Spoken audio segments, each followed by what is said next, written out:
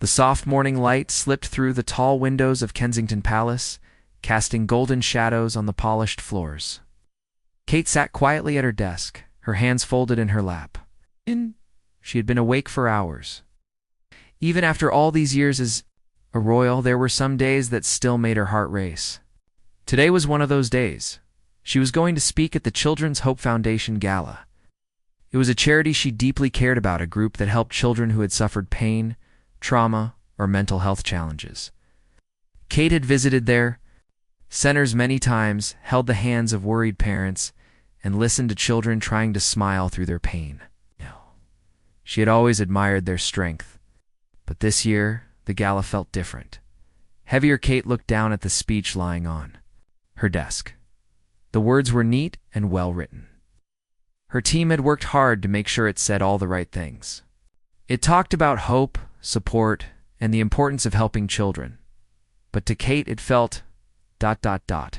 distant. Too perfect. Didn't feel like her voice. Not today. The past few weeks had been hard. William, her husband, had been busy with official duties and wouldn't be attending the gala with her. He had sent her a sweet message that morning. "You'll be amazing tonight. The children are lucky to have you. Love you." She smiled when she read it. But the truth was, she felt nervous.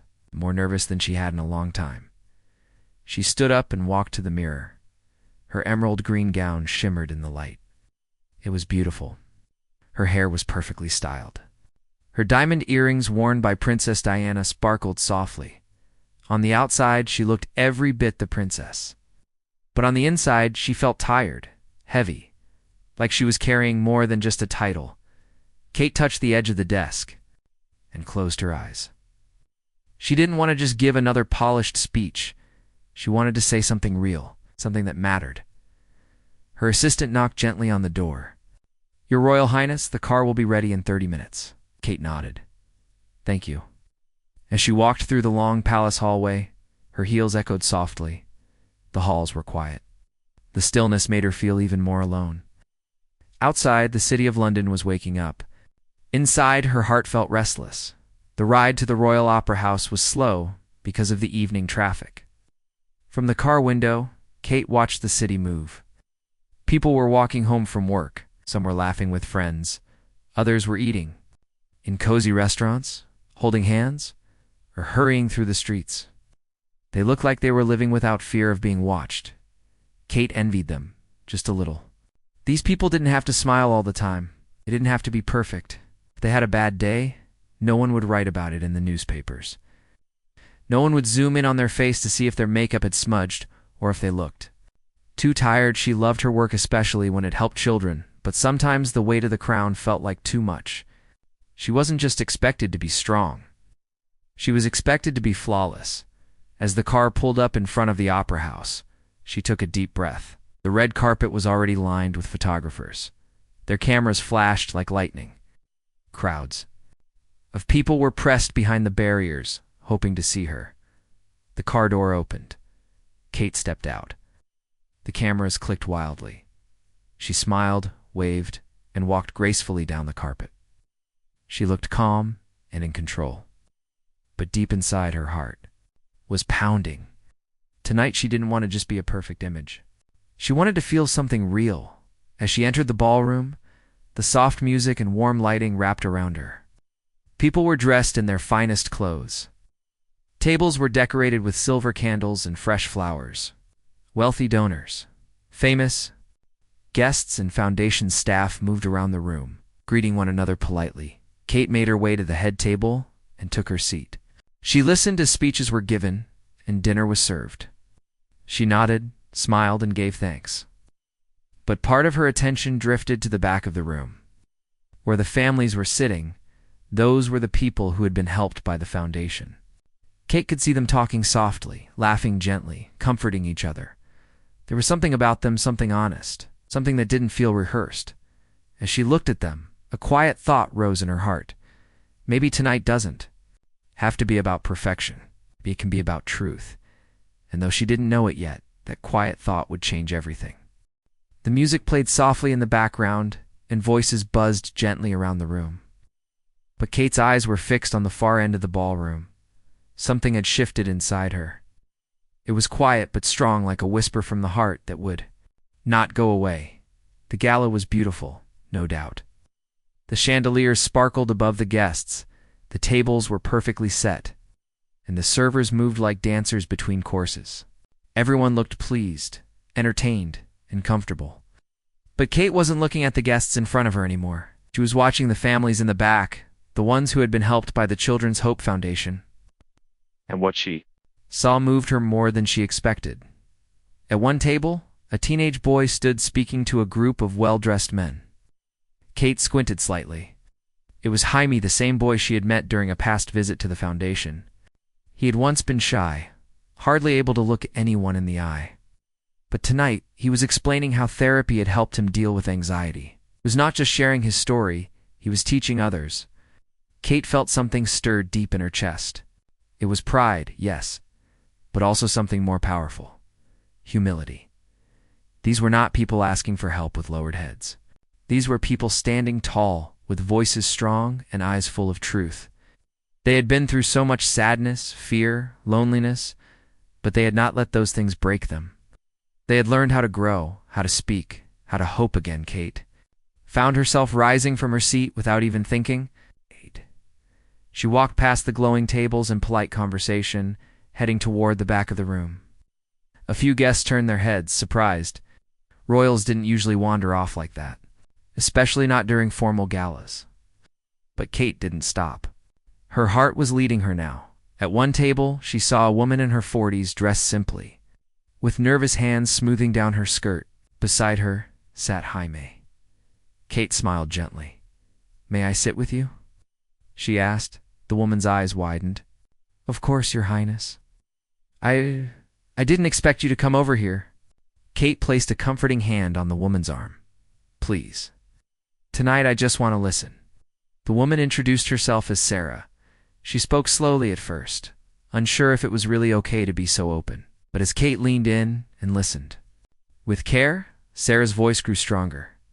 She told Kate about the dark days, how her son Jaime had changed after the divorce, how he had stopped smiling, stopped talking, and even talked about not wanting to live anymore.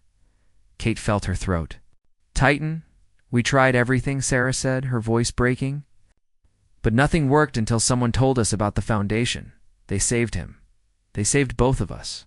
Kate turned to Jaime, who was quiet but calm. He looked her straight in the eyes and said something no one had ever dared to say to her. "You look sad tonight," he said softly. "Are you okay?" Kate froze. The words caught her off guard. She blinked, taken aback by the honesty in his voice. He wasn't asking as a fan or a guest. He was asking as someone who truly cared. "I am. I'm having a hard evening," Kate replied honestly. "Sometimes it's hard to carry everything, and tonight is one of those nights." Jaime nodded, as if he understood every word. "My therapist says it helps to talk. Keeping feelings locked inside just makes them scarier." Kate smiled sadly. This boy, who had suffered so deeply, had learned something. She was still trying to accept herself, that it's okay to not be okay. She looked around at the other people at the table. There was an older man whose granddaughter had found healing after abuse. A young woman named Lisa had aged out of the foster system and was now working thanks to job training from the foundation. Everyone at the table had been through storms, but none of them were looking for pity. They were sharing their strength. And somehow, their stories were giving Kate strength too. The royal gala was still going on behind her glasses clinking. Small talk flowing, but here, at this table, something real was happening, something sacred. As Kate listened, something inside her began to soften. For the first time in many weeks, she didn't feel like a princess. She felt like a person, a woman, a mother, a listener, and in that moment, Kate knew something had to change. The speech she had prepared no longer felt right. The words she had practiced no longer matched the truth she had just heard. She stood up gently, thanking Sarah and Jaime, and quietly walked back toward the front of the room. Her decision was already made. Tonight, she would not speak from a script. She would speak from her heart. The lights in the ballroom dimmed slowly. A soft hush fell over the room, as the music faded and the crowd turned their eyes to the stage. The air felt heavy with expectation. It was time for the evening's final speech. Time for the Princess of Wales to speak. Kate stood just behind the curtain, her hands gently trembling. Usually, she wasn't nervous before a speech. She had given hundreds of them. She was always prepared, calm, and in control. It was different. Tonight there was no script in her hand, no note cards, no written words. Just her heart. She could still hear Jaime's voice in her mind, his quiet question that had broken through her royal mask. "Are you okay?" It had been so real, so pure.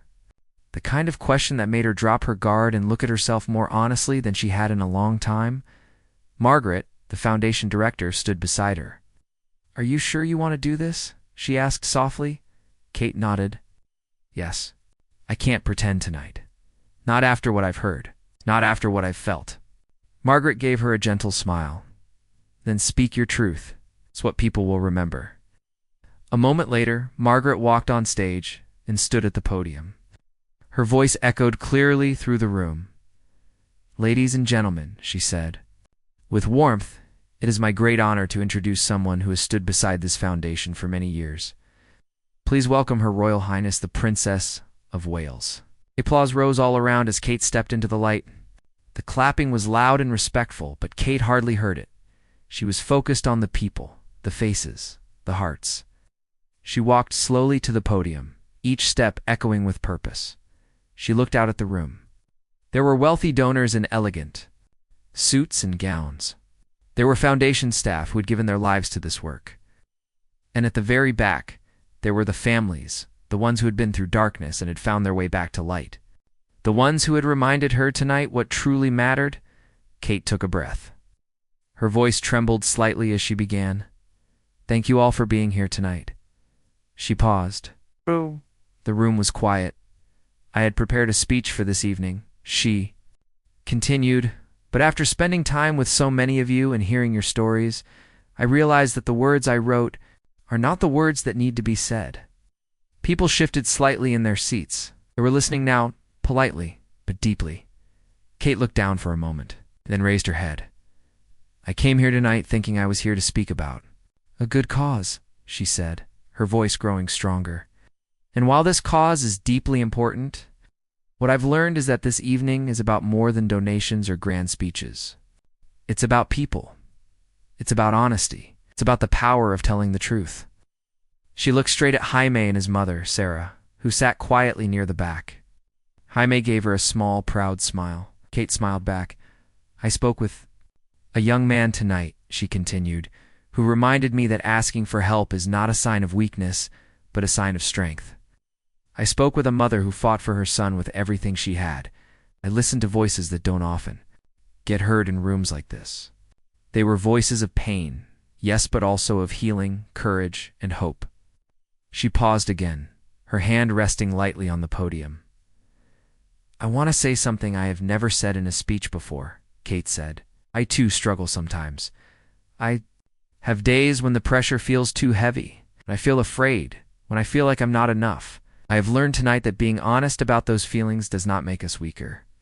It makes us human." A few quiet gasps moved through the room. People were beginning to see a different side of her, not just the royal figure, but the woman behind the title. "The children and families helped by this foundation are not broken people," she said, her voice becoming clearer.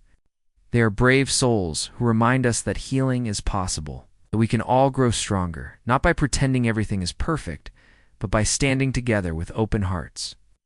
The silence in the room was deep, even the monarch sitting in the front row leaned slightly forward. Listening with quiet reverence, Kate looked out at the crowd one last time. "So tonight," she said, "I ask you to do more than give. I ask you to listen, to care, to let your hearts be touched by the strength of others. Because real change, real healing begins with truth." There were tears in her eyes now, but she didn't hide them. She let them fall. The ballroom remained silent for a breath, then another. And then the applause came, not wild or loud, but steady and full of feeling. People were not clapping for a perfect performance. They were clapping for something real, something that touched their hearts. And as Kate stepped down from the stage, she knew something had changed, not just in the room, but in herself. When the applause faded and the lights slowly brightened again, the room was different. Something had changed, something invisible, but deeply felt. People weren't chatting or checking their phones. They weren't rushing to leave. They were sitting quietly, thinking, feeling. Kate stepped down from the stage with tears still fresh in her eyes, but she wasn't ashamed of them. For the first time in many years, she had allowed herself to be fully seen not as a perfect princess, but as a real woman. And the world had not judged her. It had embraced her. She returned to her seat, but her mind wasn't focused on royal duties anymore. Her heart was still with the families she had met that night, with Sarah and Jaime. With Lisa, with the elderly man whose granddaughter had learned to smile again. Each one of them had left a mark on her soul. Margaret leaned over and whispered gently, "That was the most honest and beautiful speech I've ever heard." Kate gave a small nod. It didn't feel like a speech. It felt like conversation with the people I needed to hear from the most. As dinner ended, guests slowly stood and began to leave. Many stopped by Kate's table not just to greet her, but to thank her. Some had tears in their eyes. Some held her hand longer than expected. But every person who approached her had the same look on their face. They had been touched, not by a title, not by a crown, but by truth. Outside the opera house, the night air was cool and quiet. The crowds had mostly gone. The photographers were packing up. Kate walked toward the royal car, but her steps were slower than usual. She wasn't in a rush to leave. She turned around one last time and looked at the building behind her. The warm lights inside still glowed through the tall windows. Somewhere in there, stories had been shared. Hearts had opened. Something sacred had taken place. Back at Kensington Palace, the silence of the halls greeted her again. The soft clicking of her heels echoed gently, just like that morning. But everything inside her felt different now. Lighter, braver. She went to her private study and sat by the same window where she had watched the morning sunrise. The city below was quiet now, sleeping peacefully. But inside her heart, something was wide awake. Kate reached for her notebook. Not the official one where royal speeches were written, a private one no one else saw. She opened to a blank page and began to write not a speech, not a public statement, but a personal truth. She wrote about Jaime and how his simple question, "Are you okay?" had broken through the silence she had been carrying. She wrote about Sarah's bravery and Lisa's hope, and the quiet strength of families who had faced pain but still smiled. She wrote about herself too, about the fear of never being enough, about the loneliness of being perfect all the time, and about how tonight she had learned that strength isn't found in hiding our pain but in sharing it. The pen moved slowly but steadily. Each word felt like healing, each sentence a step toward peace. A knock came at the door. Her assistant peeked in gently. "Everything all right, Your Highness?" Kate looked up and gave a soft smile. "Yes, everything's all right now." That night, as she lay in bed, Kate replayed the evening in her mind. Not the fancy parts, not the red carpet, the cameras, or the applause, but the quiet parts, the honest moments. The way Jaime had looked at her not with awe, but with care. The way people had listened, not out of duty, but because their hearts had been touched. She thought about how many times she had hidden her own struggles because of her role, how many times she had smiled through fear, and how tonight, in telling the truth, she had finally found something she didn't expect. Freedom. The freedom to be imperfect. The freedom to speak from the heart. The freedom to connect, not as a royal but as a human being. As sleep gently pulled her in, Kate held one thought close. Sometimes, the most powerful thing a princess can do is to simply be real. And tonight, she had been.